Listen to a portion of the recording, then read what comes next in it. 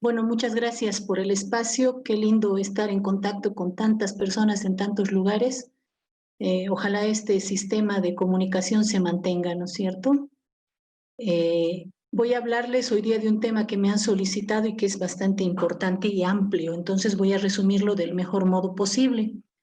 Se trata de lo que es embarazo y COVID-19, que es lo que estamos sufriendo en estos momentos. Yo soy la doctora Rosario Ruiz Domínguez, soy médico especialista en medicina interna, alimentación y dietética clínica y en salud pública. He trabajado por más de 10 años, aproximadamente 12 años, en el Hospital Materno Infantil de la Caja Nacional de Salud y actualmente formo parte del equipo del Centro Oncológico de la Caja Nacional de Salud en La Paz, Bolivia. Bueno, vamos a hablar de lo que es el tema como tal. Quiero recordarles que el embarazo pues genera múltiples cambios fisiológicos en la mujer y uno de ellos son justamente los cambios inmunológicos, que es consecuencia a la vez de los cambios hormonales que se producen durante la gestación o embarazo. Recuerden que el sistema inmunológico está capacitado para reconocer tanto lo propio como lo no propio, lo extraño. Y durante el embarazo, pues hay cambios fisiológicos que hacen que la inmunidad, tanto innata como adaptativa, permitan que el feto desarrolle dentro del vientre materno sin que sea agredido por la respuesta inmune de la mamá. Y a la vez mantienen a la mamá protegida ante los agentes agresores externos, pero lo que quiero que sepan y que comprendan es que la inmunidad de cierta forma está disminuida en la mujer embarazada y la hace susceptible a un sinfín de infecciones.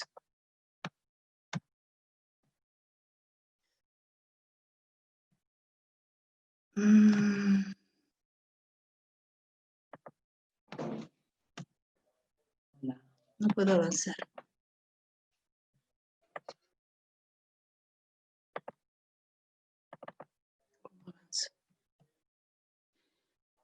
¿Me están oyendo? Sí, doctor, estamos viendo cómo está avanzando la diapositiva. Ya. Quiero empezar con este mensaje. No hay evidencia sobre la transmisión de la madre al bebé cuando la infección se manifiesta en el tercer trimestre. Como toda infección viral, si esta se adquiere, si el COVID-19 se lo adquiere en el primer trimestre de embarazo, pues hay un 90% de riesgo de que el feto tenga malformaciones o alteraciones congénitas. Si la infección se produce en el tercer trimestre, no se ha evidenciado transmisión a través de la placenta. Esto se lo ha determinado por muestras, como lo ven, pero tampoco se ha determinado que el virus pase por la leche materna. Las medidas de prevención y mitigación del COVID-19 pues son las mismas que en todos, pero con mayor importancia.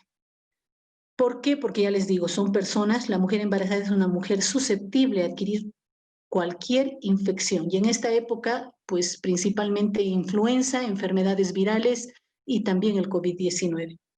Estas son las medidas de prevención: una buena alimentación, descanso al menos 8 horas, lavar las manos o usar alcohol, sea puro, diluido o en gel, continuamente. No está muy indicado el uso de guantes, seguramente ya todos lo hemos comprendido. Es más importante el no usar guantes, pero estar con el alcohol frecuentemente en las manos. Tener las uñas cortadas, tener el cabello bien amarrado para evitar también el traslado de los gérmenes, evitar el contacto con personas enfermas, es decir, el aislamiento social, estar separado de otra persona al menos por 1 o 2 metros, estornudar de forma adecuada, limpiar y desinfectar objetos y superficies que se tocan con frecuencia, ventilar la casa todos los días, evitar salidas a la calle. La mujer embarazada no debe salir si no es estrictamente necesario. Y si lo hace, por alguna emergencia, debe usar un barbijo quirúrgico convencional. Si estoy embarazada, ¿qué hago? Pues las mismas medidas que todas las personas. Este es un cuadro que ha sacado el CEDES La Paz. ¿Cómo debo hacer? Pues el aislamiento, lavarme las manos, toser o estornudar en forma adecuada, no tocarme el rostro, los ojos, la boca con las manos si no están lavadas. Respecto al control prenatal de las mujeres embarazadas, pues hay que evaluar si el embarazo es de alto o de bajo riesgo. Si el embarazo es de bajo riesgo, los controles prenatales se deben limitar. Sin embargo, no se debe evitar la vigilancia de esta embarazada, ya sea por vía teléfono o por vía online, siempre que sea posible. Ahora contamos con los medios para hacerlo. De todos modos, el control prenatal lo planifica el médico de cabecera y él determina si los controles deben ser continuos o no continuos. Todas las gestantes deben acatar las disposiciones de aislamiento social y prevención, como sabemos, y deben hacer los exámenes de control del embarazo que siempre se solicitan, tamizaje en las semanas 11 a 13.6 semanas, con ultrasonido y laboratorios de sangre, y después de las 24 semanas, a las 24 y más de 24 semanas, también los tamizajes bajo el laboratorio y ultrasonido si es necesario. En esta época de COVID-19, ¿qué tenemos que evaluar además en estas mujeres? Pues si no hay síntomas de alarma, que nos a que esta paciente está teniendo cuadros o de influenza o de COVID-19, que son los síntomas que estamos viendo a mano derecha y los conocemos. Fiebre, tos, problemas para respirar, dolores de cabeza, dolores en el abdomen, disminución o ausencia de los movimientos fetales, y si hay sangrados o molestias urinarias, pues estos son los síntomas que nos obligan a que este embarazo de bajo riesgo se convierta en alto riesgo y estén obligados a acudir a un control prenatal. ¿Qué hacemos cuando hay un embarazo de alto riesgo? Ya sea por lo que hemos mencionado antes, infecciones urinarias, hemorragias genitales, embarazos con diagnóstico ecográfico de malformaciones congénitas, embarazos con diabetes gestacional, embarazos gemelares, embarazos con hipertensión gestacional, y durante la mitigación, es decir, en este periodo, se debe dar continuidad de atención, pero bajo medidas de prevención y aislamiento. Estas son personas o son mujeres que sí tienen que acudir periódicamente a su control prenatal, el cual también estará programado con su obstetra, pero siguiendo las medidas de prevención. ¿Qué medidas de prevención? Les pongo de nuevo en esta diapositiva. Evitar viajes, evitar contacto social, y si hay síntomas, los que les he mencionado, fiebre, malestar, tos, dolor de garganta, pues acudir de inmediato a un servicio de emergencias. Nuevamente, los síntomas que tienen que llamarnos la atención en una mujer embarazada de alto o de bajo riesgo: fatiga, tos húmeda o seca, fiebre mayor a 37 grados, problemas respiratorios, principalmente la dificultad respiratoria, y los síntomas gastrointestinales. Dentro de estos tenemos la anosmia, la ageusia y diarreas que son frecuentes en estos pacientes, y últimamente se han añadido también síntomas cutáneos, no tenemos que olvidarlos. Si hay erupción cutánea puntiforme o tipo urticaria, también nos obliga a acudir al control para evaluar el embarazo y a la madre. En un estudio en mujeres embarazadas, este estudio ha sido hecho en 9 mujeres nada más en China, y miren cuáles han sido los síntomas más frecuentes: la fiebre, la tos, las mialgias, el dolor de garganta, el malestar general. Miren la linfopenia, que ha sido bastante frecuente. Bueno, ponen como ransaminitis aquí a todo aquellas manifestaciones atípicas, es decir, cutáneas y digestivas, que no son muy frecuentes. Las respiratorias son las frecuentes.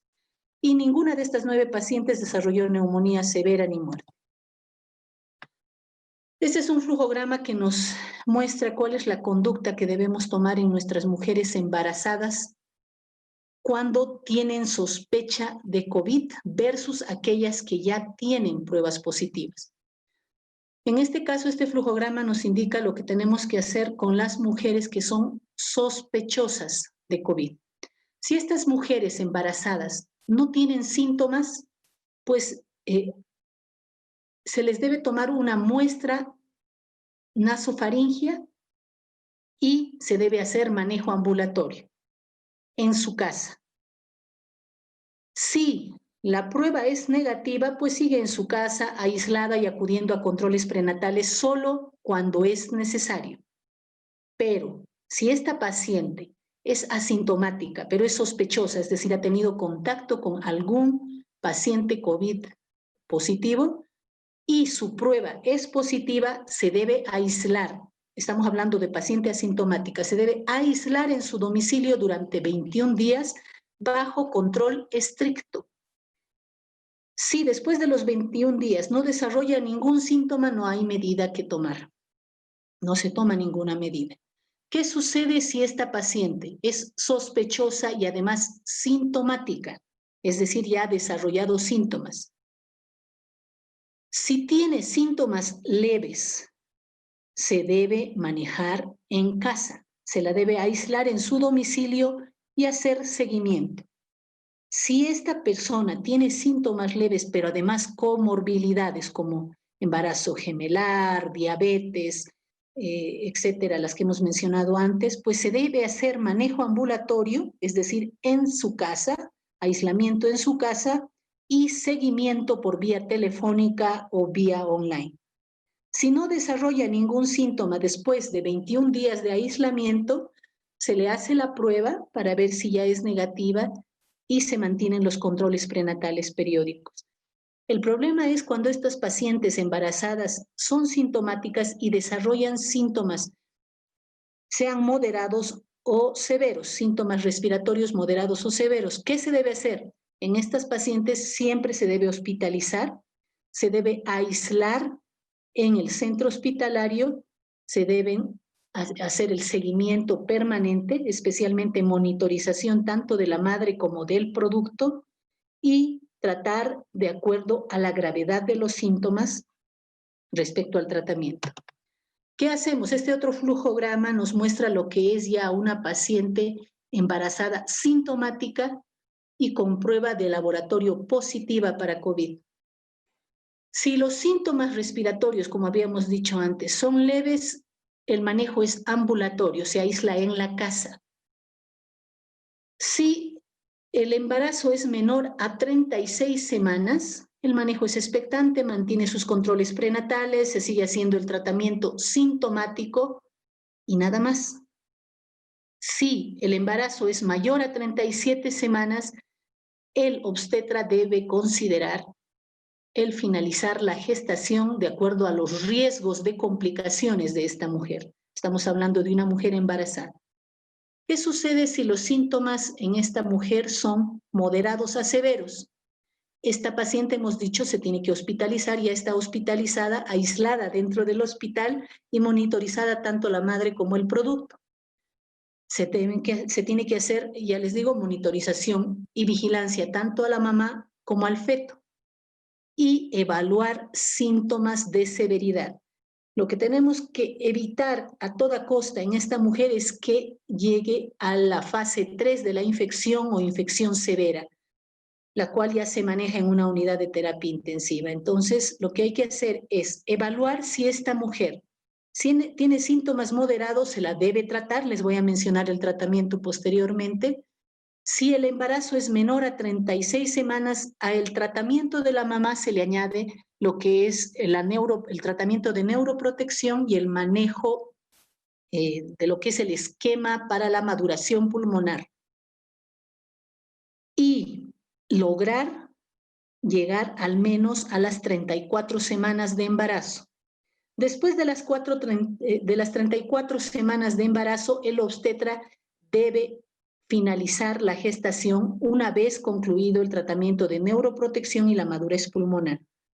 ¿Por qué? Porque si no es muy frecuente que la paciente evolucione hacia síntomas severos y llegue a una terapia intensiva. Se finaliza la gestación, puede ser por inducción del parto vaginal o por cesárea para aislamiento de la madre y del bebé y el tratamiento intensivo de la madre. Para el diagnóstico de la mujer embarazada y con COVID-19, es del mismo modo que en cualquier otro paciente, ¿no es cierto? Se hace un hemograma, una química sanguínea, se debe evaluar el PCR sérico, la deshidrogenasa láctica y el dímero D. Hemos visto en estas pacientes elevaciones realmente importantes del PCR sérico y se convierte en un predictor importante. Valores de PCR por encima de 100, incluso de 200 unidades. En cuanto a la deshidrogenasa láctica y el dímero D, si bien se elevan, hay que ver los falsos positivos en las mujeres embarazadas, ya que por solo estar embarazadas ambos pueden estar elevados, pero en pacientes con COVID-19 suben mucho más, son mucho más altos los valores. Para el diagnóstico específico del COVID-19 se utiliza el RT-PCR COVID-19 por hisopeado faríngeo o nasal, aspirado nasofaríngeo o endotraqueal, lavado bronquial, y los resultados se obtienen a las 24 horas. Bueno, la literatura menciona e internacionalmente se está realizando esto. Toda embarazada que ingresa a trabajo de parto, condición de trabajo de parto o parto cesárea debería ser tamizada al ingreso con pruebas rápidas. ¿Por qué? Porque nos permite proteger al personal de salud. Lamentablemente en nuestro medio no se lo está haciendo. ¿Qué pruebas se deberían realizar? Secuenciación de ARN COVID-19, que te brinda un resultado en 5 minutos, detección de IgG e IgM séricas, resultado en 15 minutos. Ya les digo, no se están realizando, lamentablemente debería trabajarse de este modo. En cuanto al diagnóstico del problema respiratorio como tal, las radiografías de tórax se deben realizar en mujeres con síntomas moderados y severos. La radiografía de tórax, si bien emite menos radiación, es menos sensible que una tomografía. Se la debe realizar en una mujer embarazada hasta antes de las 21 semanas. Se debe evaluar mucho la realización de la radiografía y tomografía por la radiación justamente, pero en casos estrictamente necesarios se la debe hacer con mucha protección. Después de las 21 semanas se puede realizar tanto radiografía de tórax como la tomografía, pero con protección del embarazo, del producto. En cuanto a la tomografía de tórax, pues si bien produce mayor radiación, es mucho más sensible. Entonces, siempre que tengamos que elegir entre una radiografía de tórax y una tomografía, pues es mucho más útil el realizar una tomografía. En cuanto a la conducta obstétrica, ya cuando se está produciendo el parto, en este caso el parto vaginal, todos los casos sospechosos o confirmados, la vía del parto va a depender de la decisión del obstetra y de la condición obstétrica, si es que es necesario realizar un parto o no, un parto de emergencia o no de emergencia. La mayoría de los casos son leves a moderados y no requieren interrupción del embarazo como una emergencia. Es preferible el parto vaginal en ambiente aislado y con presión negativa, ya sea inducido o no inducido.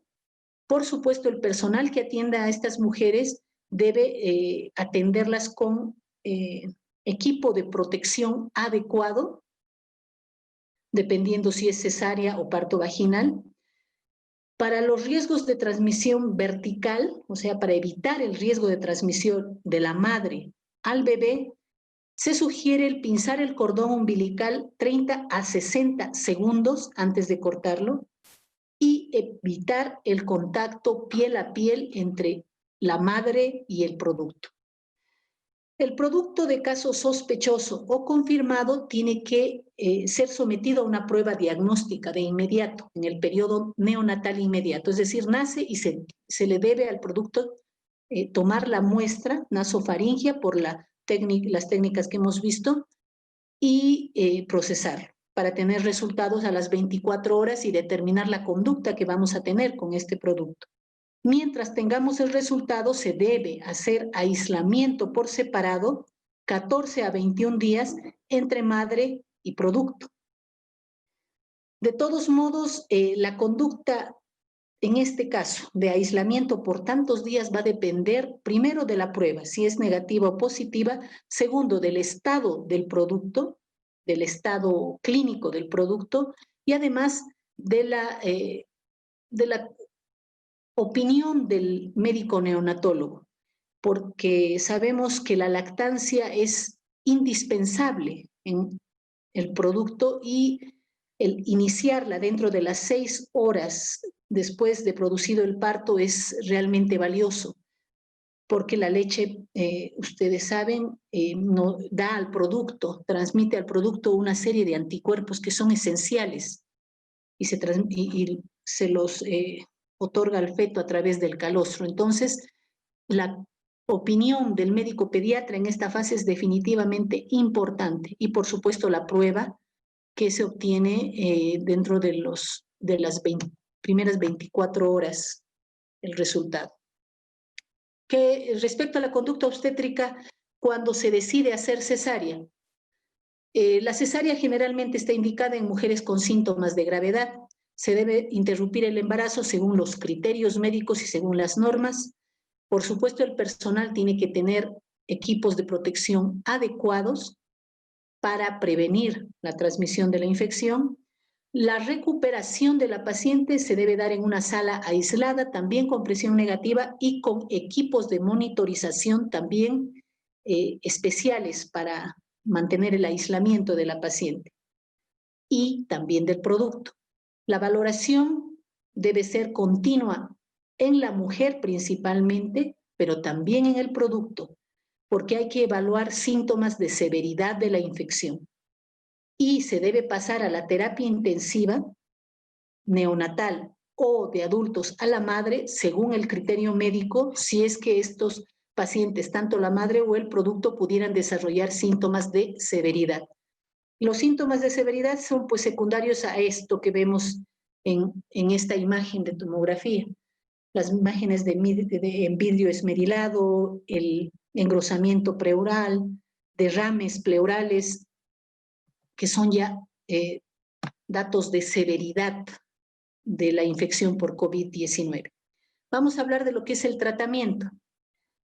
Como les dije antes, no se ha identificado un tratamiento 100% efectivo para la prevención o el tratamiento de la infección por COVID-19. Como en toda infección viral, porque esta no difiere de otras, más que su alto poder de contagiosidad, que es una de las peculiaridades del COVID-19, no tiene otras diferencias. Es una infección viral y por lo tanto el tratamiento es sintomático, no hay un tratamiento antiviral específico para el COVID-19. Hay que evaluar los riesgos de los medicamentos durante el embarazo, si es que lo vamos a usar durante el embarazo y la lactancia, según las categorías de riesgo de los fármacos, es decir, si los fármacos están dentro de los grupos de riesgo A, B, C, D o X, los que están completamente prohibidos. En esta gráfica, en esta tabla, he puesto los medicamentos que están indicados en esta enfermedad, en la infección por COVID-19, según las normas. Vamos a evaluar primero lo que es el tratamiento sintomático con paracetamol. El paracetamol está dentro de la categoría A de los medicamentos, según la FDA, es decir, que está permitido durante su uso durante el embarazo y la lactancia y no genera problemas. La acitromicina y la claritromicina, que son los antibióticos que están indicados en el tratamiento para el COVID-19 en la fase moderada, están permitidos ambos durante el embarazo porque pertenecen a la categoría B de riesgo de fármacos. Si hablamos de la hidroxicloroquina, que es un medicamento que últimamente, según la evidencia, pues se lo está retirando del tratamiento de la infección por COVID-19, si vemos la categoría a la que pertenece es a la categoría C. Sin embargo, la hidroxicloroquina no ha sido estudiada en pacientes embarazadas con COVID-19, no hay evidencia durante el embarazo. Entonces es mejor no utilizarlos a no ser que sea sumamente necesario, y esto en la fase severa, en la fase 3 de la infección, y va a ser evaluado por un médico internista o intensivista. Respecto a los antivirales como el lopinavir, ritonavir, remdesivir y oseltamivir, que han sido mencionados como tratamiento de la infección para el COVID-19, están dentro de la categoría C, los 4 están dentro de la categoría C. Sin embargo, de todos estos, el único que está aprobado por la FDA para utilizarlo durante el embarazo es el Remdesivir, también durante la lactancia. Para manifestaciones de prurito, urticaria, manifestaciones cutáneas, éstasis del embarazo, donde hay bastante prurito, pues la clorfeniramina es un medicamento de primera línea que se puede utilizar en el embarazo. Es de categoría B y no tiene complicaciones o no genera complicaciones si se lo usa durante el embarazo y la lactancia. Respecto a la anticoagulación, recordemos que la embarazada dentro de los cambios fisiológicos también presenta cambios cardiovasculares y endocrinológicos que la predisponen a tener hipercoagulabilidad. Entonces pueden hacer trombos fácilmente en extremidades inferiores, trombosis pulmonar y más. Si a esta paciente se le añade una infección por el COVID-19, pues tiene mayor tendencia a la coagulación. Para prevención, ¿qué es lo que se hace? Se utiliza heparinas, ya sea sódica o de bajo peso molecular. La heparina sódica, sea por vía intravenosa o vía subcutánea, es categoría C y está permitida durante su uso durante el embarazo. Mientras que la heparina de bajo peso molecular es de categoría D, pero también se utiliza como prevención de trombosis o tratamiento de cuadros trombóticos durante el embarazo y la lactancia. Las recomendaciones de la OMS sobre el manejo del COVID-19 en el embarazo, parto, posparto y lactancia materna. Pues en resumen nos dice que está permitido iniciar y establecer la lactancia materna y manejar las dificultades comunes durante la lactancia. El efecto protector de la lactancia materna es particularmente fuerte contra las enfermedades infecciosas que se previene mediante la transferencia directa de anticuerpos y otros factores antiinfecciosos que los provee la leche materna y que provee de protección inmunológica y de memoria en el producto. Este es otro afiche que ha estado distribuyendo el municipio, que es lo que refiere que una mujer con COVID-19 sí puede dar de lactar, que los estudios indican que el virus no pasa por la leche hacia el producto, que la lactancia materna es muy valiosa, es una valiosa fuente de defensas, ¿no es cierto?, de anticuerpos protectores para el producto, para el bebé, y que al dar de lactar se debe mantener una buena higiene y usar mascarilla para poder amamantar al bebé, lavarse las manos antes y después de tocar al bebé y desinfectar de manera rutinaria los objetos que se manipulan para dar de lactar al bebé es esencial. Si hablamos de lactancia materna, hay que evaluar, como les dije antes, el riesgo-beneficio. ¿Cuándo iniciarlo si es que la mamá está infectada con COVID-19? La mayoría de las infecciones en las madres, hemos dicho, son leves a moderadas, felizmente no severas. Entonces no estaría contraindicado el inicio de la lactancia materna, ni bien nazca el bebé. Para poder dar de lactar al bebé hay que lavarse las manos antes de tocarlo al bebé, antes de tocar el extractor de leche o el biberón. Se debe usar en lo posible mascarilla N95 si es que la mamá está infectada, o quirúrgico, el convencional, si no está infectada. Considerar extraer la leche para que otra persona alimente al bebé durante los primeros 21 días después del parto. Y todo se maneja según el criterio médico y la severidad de la enfermedad. La madre puede recibir tratamiento durante la lactancia porque los medicamentos no pasan a través de la leche materna hacia el producto. Y bueno, esta es una foto que nos muestra lo complicado del periodo que estamos viviendo.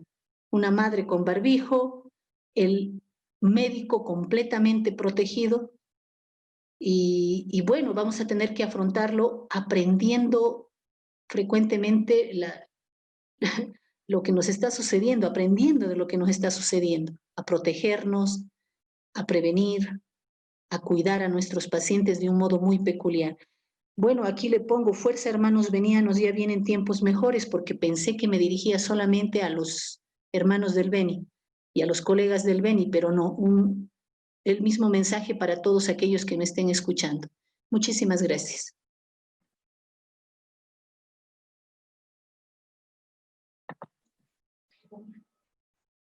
Agradecer, doctora, por su magnífica presentación. Gracias, doctora. Tenemos acá una pregunta del chat. Es la siguiente. Buenos días. Mi pregunta: ¿estará permitido realizar el parto por vía vaginal en un centro de salud de primer nivel, teniendo en cuenta que en el caso la gestante fuera positivo para COVID-19 o se le tendría que referir un segundo nivel?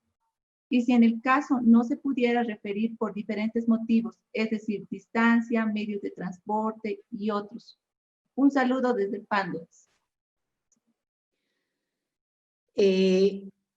Por eso les he puesto en la presentación las 2 diapositivas, ¿no es cierto?, que muestran la conducta respecto a si el paciente es sospechoso con síntomas o COVID positivo. Cualquiera de los 3 casos, si la mujer, la madre, tiene síntomas leves, sí puede ser atendido en primer nivel, pero teniendo los EPPs adecuados. Si no se tiene el EPP, el riesgo de adquirir la infección para el personal de salud es muy alto. Sin embargo, si es posible transferir a esta paciente a un segundo nivel, hay que hacerlo. En casos extremos, sí se puede atender en un centro de primer nivel, pero con EPPs adecuados.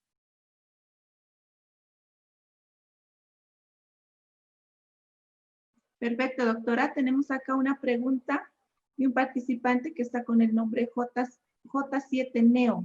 Adelante, por favor, ya está activo su micrófono.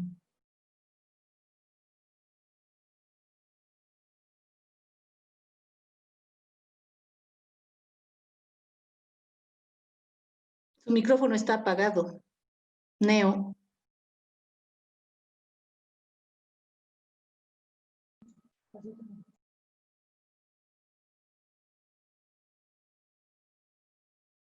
Neo, tu micrófono está apagado. Vamos a pasar a Mojocoya Chuquisaca, por favor. Puede realizar su pregunta.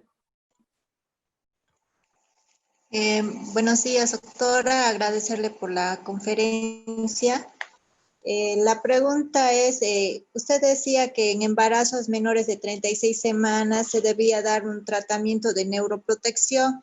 Específicamente, ¿a qué medicamento se refiere con esto? ¿Y a partir de qué semana tendríamos que iniciar la maduración pulmonar? El mejor periodo es las 30 semanas. La maduración la protección y la maduración pulmonar se la realizan con glucocorticoides. Pero generalmente el manejo de esto lo hace siempre el ginecólogo obstetra, pero es con corticoides, con betametasona.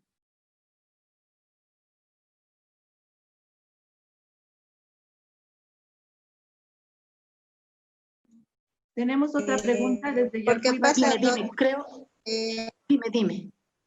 Sí, nosotros estamos a más o menos 4 o 5 horas de distancia de Sucre y a veces tenemos la dificultad para enviar a las pacientes y más por el problema que tenemos con el COVID, el que nos acepten también una consulta externa. Por esa razón le preguntaba, entonces, en caso de que no podamos optar por una atención por ginecología, ¿se aplicaría nada más la betametasona a partir de las 30 semanas?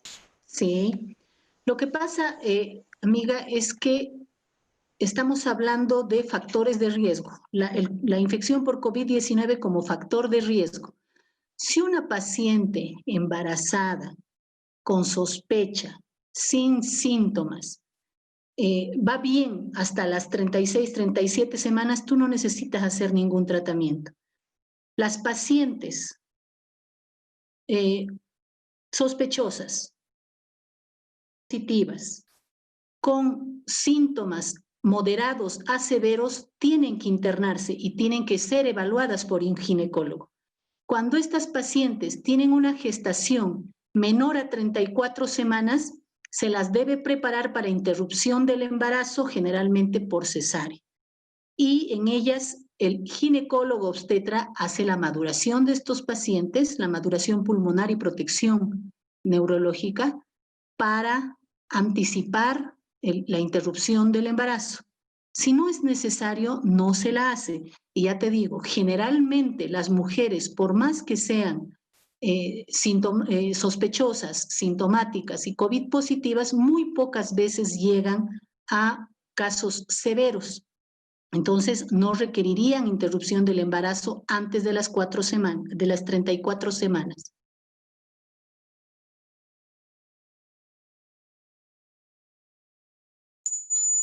Gracias, doctora. Tenemos una pregunta desde Yacuiba, Tarija. Adelante, doctora. Muy buenos días, doctora Ruiz. Muchas gracias por como panelista. Muy excelente su presentación. Preguntarle, doctora, de que si tenemos una paciente con COVID o sospechosa, muy altamente sospechosa, y hasta que lleguen los resultados que tenemos que hacer a la ciudad de Tarija, y tenemos un embarazo o un parto que hemos tenido muy prematuro, en el hecho de que tenemos que aislar a esta paciente, al bebé, y tal vez hasta referirlo a la ciudad de Tarija. Por lo tanto, está aislada la paciente como su recién nacido, y recibe tratamiento para el COVID o antirretrovirales, como hay muchos casos que tenemos en nuestra ciudad. Mi pregunta es la siguiente: si es que realmente estas pacientes con tratamiento pueden ser, o tienen alguna interferencia con los inhibidores de la prolactina, en realidad, para poder hacerle un tratamiento, y si, porque mucho tiempo podría estar con esas mamas con abundante secreción. Doctor, ¿puede usted hacer el tratamiento según la norma nacional en una mujer embarazada antes y después del parto? Es decir, una mujer embarazada en el último trimestre de gestación sin ningún problema, y una vez que nace el producto, si es una mujer sospechosa con síntomas o que ya se haya confirmado es positiva, se debe hacer la protección de la madre, es decir, el aislamiento de la mamá, y mantener la lactancia a pesar de estar siendo tratada, porque no genera ningún problema al bebé que está haciendo la lactancia. Sin embargo, usted también me refería si es que no tienen el resultado, que es lo que todos estamos chocando con eso. Primero, acceder a una prueba de laboratorio es todo un lujo. Muchas veces ni accedemos. Y si accedemos, tenemos que esperar muchos días a que se nos emita el resultado positivo o negativo. Ese es el problema. Ante estos casos, si usted tiene la sospecha de que la paciente tiene la infección, es necesario aislarla, tanto a producto como a madre, en ambientes diferentes, si es que tienen síntomas de severidad.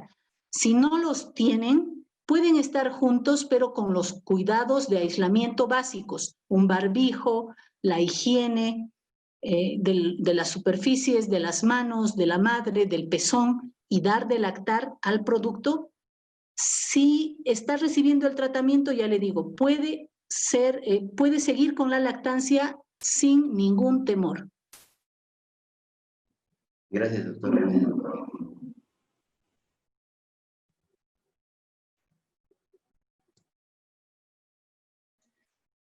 Bueno, tenemos una pregunta desde Guayaramerín, Beni. Adelante, doctora.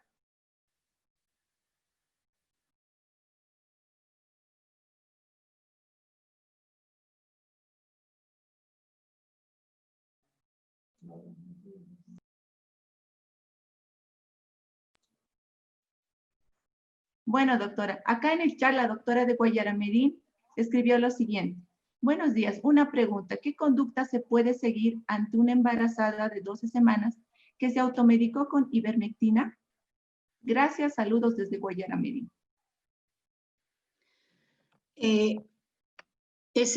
¿Saben qué?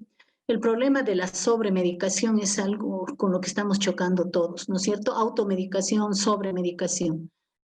Cualquier enfermedad viral, sea o no COVID-19, si se la adquiere antes de las 21 semanas de gestación, tienen alto riesgo de generar malformaciones genéticas en el producto. O sea, en el primer trimestre, toda infección viral, sea o no COVID-19, tiene alto riesgo de generar malformaciones, lamentablemente. Si sobre eso le añadimos la automedicación con medicamentos que no están legislados, digamos, en nuestra normativa, cuyos efectos no se han determinado hasta el momento, y más le añadimos el estado de gestación menor a 21 semanas, imagínense, el riesgo es altísimo de malformaciones genéticas en ese producto. Ese es el problema. Quizás a la madre no le genere ningún problema, pero el riesgo de malformaciones en el producto es altísimo. Entonces, les vuelvo a remarcar, el miedo en los pacientes hace que acudan a lugares donde acceden a medicamentos que no están dentro de la normativa. Les vuelvo a remarcar, esta es una enfermedad viral como cualquier otra. La primera fase del tratamiento es el tratamiento sintomático de la infección viral. ¿Cómo lo hacemos? Como todos lo sabemos, tratamiento sintomático. Si en una mujer embarazada, además de la fiebre, el malestar, que nos obliga a usar el paracetamol, tiene problemas cutáneos y prurito, que algunas tienen, podemos usar la clorfeniramina con seguridad.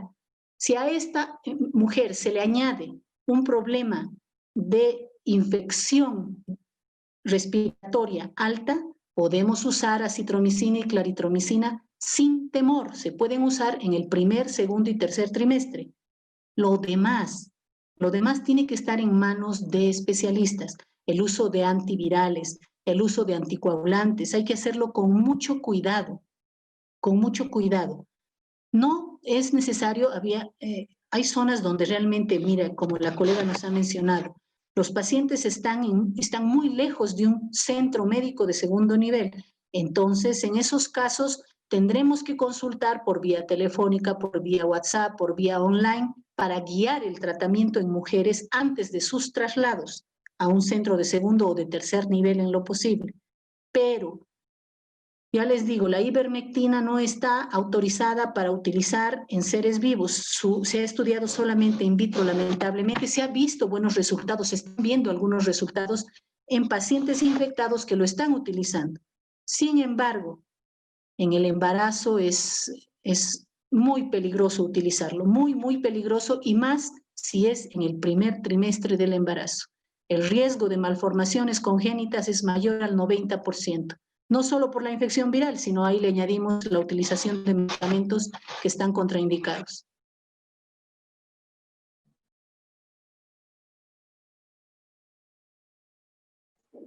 Bueno, doctora, muchas gracias por las respuestas que nos ha brindado.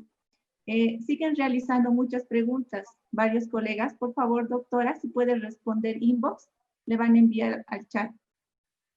Muchas gracias. Saben, colegas, estoy a su servicio. Mire, muchas consultas a pacientes y a colegas se están haciendo por WhatsApp. Les doy mi teléfono, 725-57017. 725-57017. Este tema es sumamente amplio y lo he querido resumir del mejor modo posible. Ojalá por lo menos esos 2 flujogramas de atención a mujeres embarazadas se lo pueda difundir para que todas más o menos nos guiemos del mismo modo. No es difícil, ya les digo, la mayoría de casos no pasan a síntomas moderados y severos, entonces se pueden manejar los casos de embarazadas con COVID-19 y también la lactancia.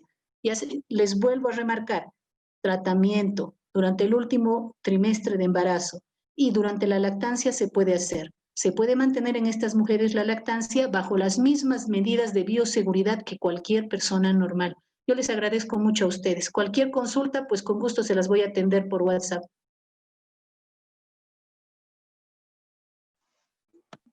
Bueno, doctora, muchas gracias.